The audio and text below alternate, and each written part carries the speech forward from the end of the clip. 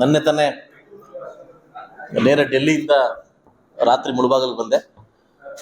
ಸುಮಾರು 4-5 ದಿವಸಗಳಿಂದ ನಾನು ಮೊನ್ನೆ ಕೇಂದ್ರ ಸಚಿವ ಜೊತೆಗಿದ್ದು ಪೂಜೆ ಎಲ್ಲ ಮುಗಿಸಿ ಅವ್ರನ್ನ ಕೂರಿಸಿ ಇವತ್ತು ಫಸ್ಟ್ ಸಿಗ್ನೇಚರ್ ಗುರುವಾರ ನೆನ್ನೆ 1-2 ಫೈಲ್ಗೆ ಸಿಗ್ನೇಚರ್ ಮಾಡಿದ್ರು.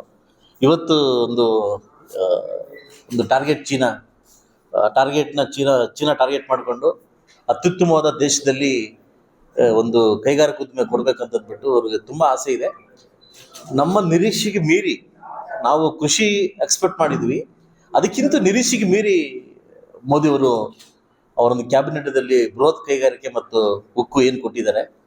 ವೆರಿ ಟಫ್ ಜಾಬ್ ಅಂದರೆ ನಾನು ಹೇಳಕ್ಕೆ ಇಷ್ಟಪಡ್ತೀನಿ, ಅದು ಈಸಿ ಜಾಬ್ ಅಲ್ಲ, ಅದು ಅಂತ ಇಂಥವ್ರಂತೂ ನಿಭಾಯಿಸಕ್ಕಂತೂ ಬರುವುದಿಲ್ಲ. ಇವತ್ತು ಕೈಗಾರಿಕಾ ಉದ್ದಿಮೆ ಮತ್ತು ಯುವ ಏನು ಜನಾಂಗ ಉದ್ದಿಮೆ ನಿಂತಿರೋದು ಇವರೊಂದು ಇದ್ರ ಮೇಲೆ. ಬಟ್ ಒಂದು ನನಗೆ ಇಷ್ಟ ಆಗಿದ್ದು ಟಾಸ್ಕ್ ಅಂತಂದ್ರೆ ಕೈಗಾರಿಕೆ ಮಂತ್ರಿಗೆ ಮತ್ತು ಎಲ್ಲ ಮಂತ್ರಿಗೂ ಒಂದು ಟಾಸ್ಕ್ ಕೊಟ್ಟಿದ್ದಾರೆ. ಯಾರು ಪ್ರಧಾನಮಂತ್ರಿ ಅವರು ನನಗೆ ನಮ್ಮ ಮಿನಿಸ್ಟರ್ ಹೇಳ್ತಿದ್ರು, ಕ್ಯಾಬಿನೆಟ್ ಮಿನಿಸ್ಟರ್ ಕುಮಾರಸ್ವಾಮಿ ಅವರು ಹೇಳ್ತಿದ್ರು, ಸೋಮವಾರ, ಮಂಗಳವಾರ, ಬುಧವಾರ, ಗುರುವಾರ must should attend the Delhi office. ಶುಕ್ರವಾರ ಅಕ್ರಾಸ್ ಇಂಡಿಯಾದಲ್ಲಿ ಎಲ್ಲಾದ್ರೂ ಒಂದು ರಾಜ್ಯದಲ್ಲಿ ಅವರು ಟೂರ್ ಮಾಡಬೇಕು. ಶನಿವಾರ, ಭಾನುವಾರ ಮಾತ್ರ ಕರ್ನಾಟಕ ಮತ್ತು ಮಂಡ್ಯಗೆ ಹೋಗ್ಬೇಕು. ಇದು ಕಂಪಲ್ಸರಿ. ಅಂಡ್ ಯಾವುದೇ ಸ್ಟಾರ್ ಹೋಟ್ಲಲ್ಲಿ, ಖಾಸಗಿ ಸಂಸ್ಥೆಗಳಲ್ಲಿ, ಖಾಸಗಿ ಇದರಲ್ಲಿ ಹೋಗಂಗಿಲ್ಲ. ಹಂಗೆ ಯಾವುದೇ ಕಾರಣಕ್ಕೂ ಪ್ರತಿ ತಿಂಗಳು ಅರ್ಧ ದಿವಸ ಅವರ ಒಂದು ರಿಪೋರ್ಟ್ ಏನಿದೆ, ಒಂದು ಕೈಗಾರಿಕದ ರಿಪೋರ್ಟು ಮೋದಿ ಅವರಿಗೆ ಸಲ್ಲಿಸಬೇಕು ಅನ್ನೋದು ಟಾರ್ಗೆಟ್ ಕೊಟ್ಟವ್ರೆ. ಕುಮಾರಸ್ವಾಮಿ ಅವರಿಗೆ ಮತ್ತು ಕುಮಾರಣ್ಣವರಿಗೆ ಒಂದು ಟಾರ್ಗೆಟ್ ಇಶ್ಯೂ ಮಾಡಿದೆ. 100 ಡೇಸ್ ಅಲ್ಲಿ ಚೇತರಿಕೆ ಬರಬೇಕು, 100 ಡೇಸ್ ಅಲ್ಲಿ ಇವತ್ತು ಭಾರತ ದೇಶದಲ್ಲಿ ಒಂದು ಅವೇರ್ನೆಸ್ ಬರಬೇಕು ಅಂತ ಹೇಳ್ತಾರೆ. ನಿಜವಾಗ್ಲೂ ನಾನು ಕುಮಾರಸ್ವಾಮಿ ಕಂಡಿದ್ದೇನಂತಂದ್ರೆ ಮೊನ್ನೆ ರಾತ್ರಿ 2 ಗಂಟೆವರೆಗೂ ಓದ್ತಿದ್ದಾರೆ. ಏನೋ ಇದ್ರ ಬಗ್ಗೆ, ಕೈಗಾರಿಕೋದ್ಯಮ ಬಗ್ಗೆ ಓದ್ತಿದ್ದಾರೆ. ಅವರಲ್ಲಿ ಏನೋ ಹೊಸ ಚೈತನ್ಯವನ್ನ ತಂದಿದೆ. ಇವತ್ತೇನೋ ನನ್ನ ದೇಶಕ್ಕೋಸ್ಕರ ಮಾಡಬೇಕು, ಟಾರ್ಗೆಟ್ ಚೀನಾ ಅನ್ನೋದನ್ನ ತರಬೇಕು ಅನ್ನೋದು ಹೊಸ ಚೇತನ ತಂದಿದೆ.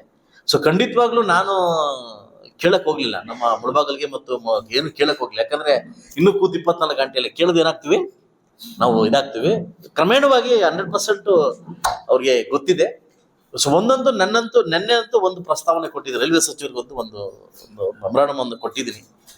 ಏನಿವತ್ತು ನಮ್ಮ ಈ ಪ್ರದೇಶದಲ್ಲಿ, ಕೈಗಾರಿಕಾ ಪ್ರದೇಶದಲ್ಲಿ ಹೊಸಕೋಟೆ ಮತ್ತು ಕೋಲಾರ ಮತ್ತು ಮುಳಬಾಗಲ್ ಮತ್ತು ಪಲ್ಮೇರ ಒಂದು ಇದರಲ್ಲಿ ತಿರುಪ್ತಿಗೆ ಟ್ರೈನ್ ಬೇಕು ಟ್ರ್ಯಾಕ್ ಅನ್ನೋದನ್ನ ನನ್ನ ಗೌರ್ಮೆಂಟ್ಗೆ, ಸೆಂಟ್ರಲ್ ಗೌರ್ಮೆಂಟ್ ಕೊಟ್ಟಿದ್ವಿ.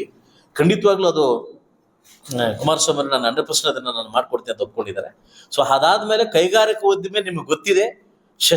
ಲಾಸ್ಟ್ ಸೆಷನ್ ಅಲ್ಲಿ ಕೂಡ ನಾನು ಕೈಗಾರಿಕಾ ಉದ್ದಿಮೆ ಬಗ್ಗೆ ಮಾತಾಡಿದ್ದೆ. ನಮ್ಮ ಹತ್ರ 338 ಎಕರೆ ನಮ್ಮ ದೇವರ ಸಮುದ್ರದ ಏನು ಅಜೀವಾಗಿದೆ, ಅದನ್ನ ದಯವಿಟ್ಟು ಬೃಹತ್ ಕೈಗಾರಿಕೆಗೆ ಒತ್ತು ಕೊಡಿ ಅಂತ ಕೇಳಿದ್ದೀನಿ. ಖಂಡಿತ ಈಗ ಅಜೀವಾಗಿರ್ತಕ್ಕಂಥ ಫೈಲು 330. ಇನ್ನು ಕೇಂದ್ರ ಸರ್ಕಾರ ಒಂದಾದ್ರೆ ಇದು ಸಣ್ಣ ಕೈಗಾರಿಕೆಗೆ, ಕೇಂದ್ರ ಸರ್ಕಾರ ಒಂದಾದ್ರೆ ದೊಡ್ಡ ಮಟ್ಟದಲ್ಲಿ ಒಂದು ಬೃಹತ್ ಕೈಗಾರಿಕೆ ಕೊಡಿ ಅಂತ ಕೂಡ ನಾನು ಪ್ರಸ್ತಾವನೆ ಕೇಳ್ತೀನಿ.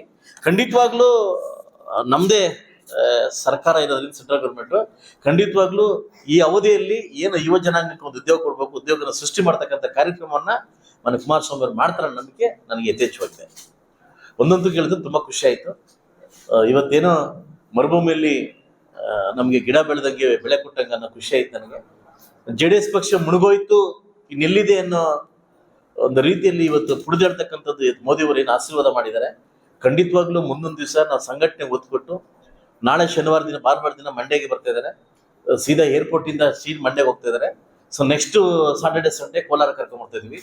ಇಡೀ 8 ಕ್ಷೇತ್ರದ ಬೃಹತ್ ಜನ ಸೇರಿಸಿ ಅವ್ರಿಗೆ ಅದ್ದೂರಿ ಸನ್ಮಾನ ಮಾಡಿ, ಸೊ ಅಲ್ಲಿಂದನೇ ಕೈಗಾರಿಕೋದ್ಯಮಿಗೆ ಅನೌನ್ಸ್ ಮಾಡ್ತಕ್ಕಂಥ ಕಾರ್ಯಕ್ರಮಗಳು ಇಟ್ಕೊಂಡಿದ್ದೀವಿ.